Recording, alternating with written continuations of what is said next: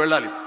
And అది చూసిన తర్వాత నాన్న ఒక మాట అన్నారు, ఒరేయ్ రేపు పొద్దున ఇప్పుడు అమ్మాయి కడుపుతో ఉంది, అది అమ్మాయి పుడతారు అబ్బాయి పుడతారు మాకైతే తెలియదు, కానీ వాడు అబ్బాయి అయితే కనుక వాడు రేపు పొద్దున సినిమాలోకి వస్తే కనుక వాడు స్టార్ అయితే, వాడు ఇలాంటి కష్టాలు పడితే, ఇలాంటి దెబ్బలే తింటే నా బాధ ఏంటో నీకు అప్పుడు తెలిసి వస్తుందిరా అని చెప్పి నాన్న అన్నప్పుడు లేదు. ఈ కంటి మీద దెబ్బ తగిలింది, మణికట్టు ఫ్రాక్చర్ అయ్యింది అని అన్నప్పుడు నాకు మా నాన్నగారు గుర్తుకొచ్చారు.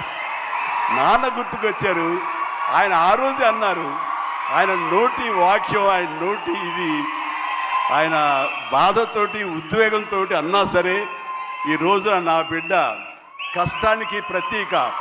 ఏది ఈజీగా రాదు, nothing is short cut, nothing comes, అడ్డదారులు ఏది రాదు, కష్టపడితేనే వస్తుంది. ఎస్, అలా కష్టపడ్డాడు. ఈ సినిమాకి అంత మన్నలను పొందారు మీరందరి చేత. ఈ రోజున పెద్దయే అనిపించుకుంటున్నాడు, రామ్ చరణ్ కాదు అనేలాగా ఉంది అంటే కనుక అది చాలు. ఆ బిడ్డకు ఆశీస్సులు మీ అందరి నుంచి. ఇలాగే ఉంటాం. మేము ఎప్పుడు కష్టపడ్డ ఒకటే నమ్ముకున్నాము, కష్టపడతాం తప్ప ఏది షార్ట్ కట్లో కావాలని కోరుకో, ఒళ్ళు వంచి పనిచేస్తాం. ఈ రోజుకి అదే